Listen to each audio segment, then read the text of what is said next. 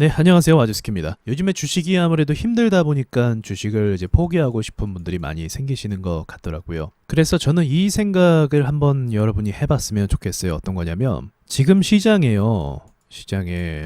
돈 버는 사람들은 여전히 있다는 겁니다. 자, 그럼 이 돈 버는 사람들은 어떻게 돈을 버는 걸까요? 객관적으로 말하자면 단타입니다. 데이 트레이딩, 오전 장초 매매 이런 걸로 사실은 지금 시장에도 돈을 버는 거죠. 저도 마찬가지고, 그리고 단타 치는 전업 투자자들이요, 다 똑같습니다.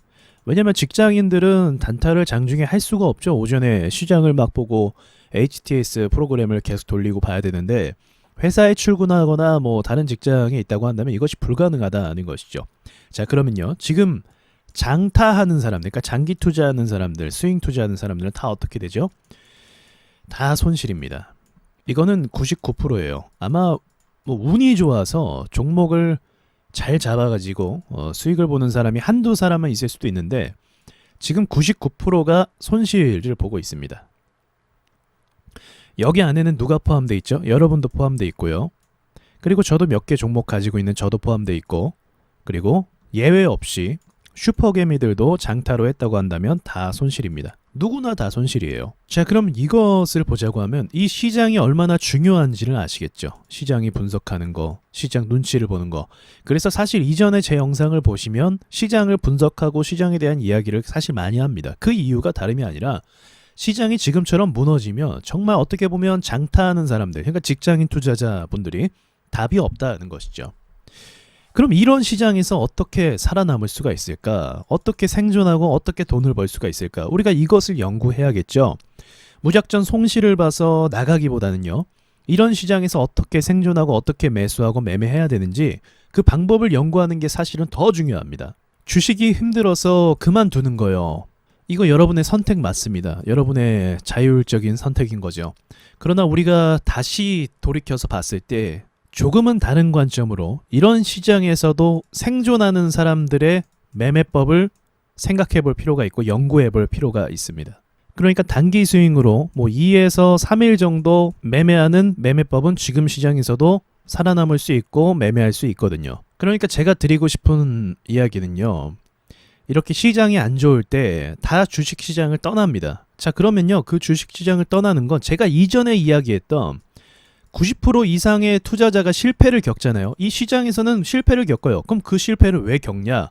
뇌동매매해서, 뭐 종목 선택을 잘못해서? 아니에요. 이 시장 때문이에요. 우리 다 경험을 하셨죠, 이제.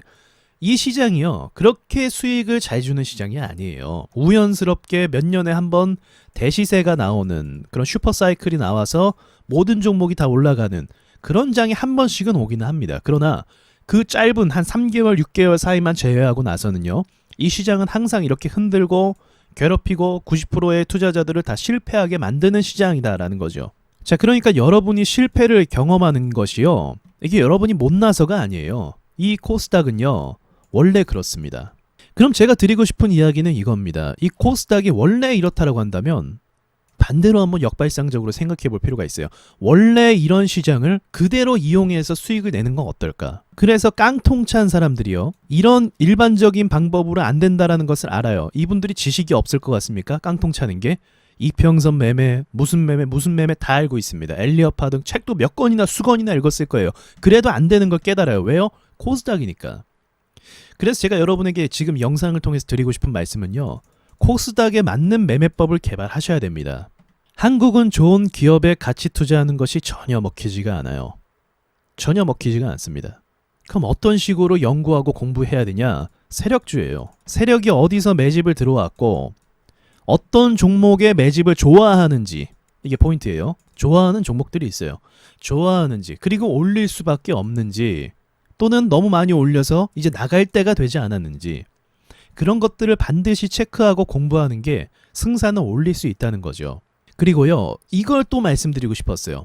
자, 단타가 있고요, 그 다음에 이 짧은 단타를 이야기할게요. 그리고 단기 스윙, 그 다음 그냥 스윙 투자, 그 다음 장타가 있습니다. 난이도가요, 1위로 갈수록 굉장히 어려워져요. 그럼 단타는 보통 어디서 합니까? 수급 단타라고 하죠. 수급이 들어온 상태에서 단타합니다. 굉장히 갈수록 어려워지는데 수급이 들어온 상태에서 단타를 해요. 수급은 무엇입니까? 급등하고 올라가고 재료를 끼고 있는 거예요. 자, 이런 종목 매매할 때 우리 어떤 결과를 다 가져왔죠? 시장이 폭락하니까 계속 밀려서 물리게 됩니다. 즉 쉽게 이야기하면 단타를 칠 때는요, 기본적으로 수급과 상승과 재료를 이용하는데 이 자리는 매우 난이도가 높은 매매 지역인데도 불구하고 많은 투자자들이 이 자리에서 급등하는 자리에서 매수를 하기 때문에 물리게 되고 손실이 나게 되는 것입니다.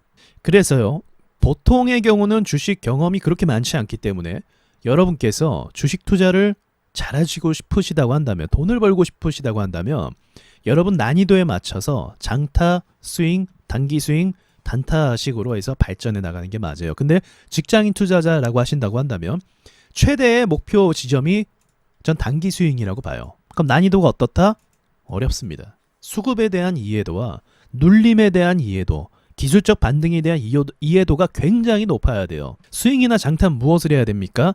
기업에 대해서 기본적으로 공부해야 되고, 이것도 역시 마찬가지로 수급에 대한 공부를 해야 되고, 거래량에 대한 이해, 그리고 이평선에 대한 이해, 그리고 재료에 대한 이해도가 있어야 됩니다. 이 모든 것들을 이해한 상태에서 이 스윙 장타를 하잖아요. 승산이 바로 올라갈 수밖에 없어요. 어쩔 수 없거든요. 여러분 상식적으로 생각해 보세요. 세력이요, 매집을 해놓고 주구장창 내릴 거라고 생각하면 그게 더 말이 안 되는 거죠. 어느 지점과 자리와 올릴 수밖에 없는 자리들이 있습니다.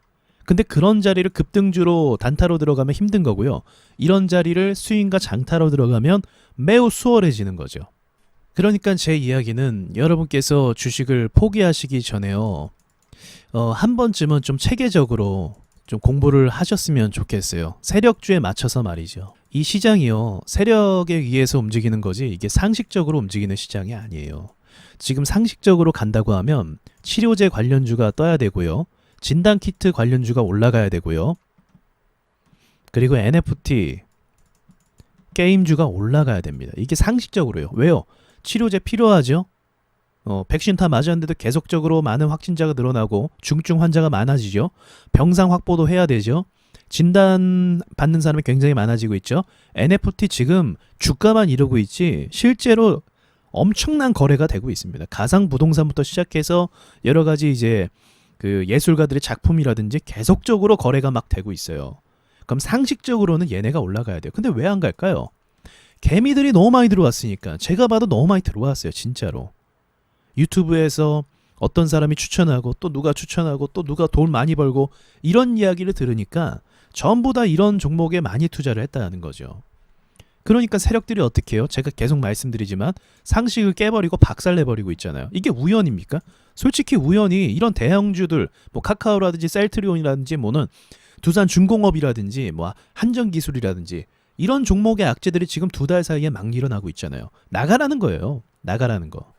이해가 되시죠? 저는 세력주에 입각해서 이 시선을 여기에 맞춰서 공부하는 게 맞다고 생각해요. 여러분 사실은요, 재무제표도요, 공부를 어느 정도까지만 하셔야 됩니다. 그리고 기업의 섹터라든지 그리고 그 기업이 무엇을 만들고 무엇을 하는지 알면 좋지만 그걸 판다고 해서 주식이 상식적으로 움직이지 않기 때문에 결과는 다른 거예요. 그래서 주식을 오래 하면 오래 할수록 세력주를 이야기할 수밖에 없고요.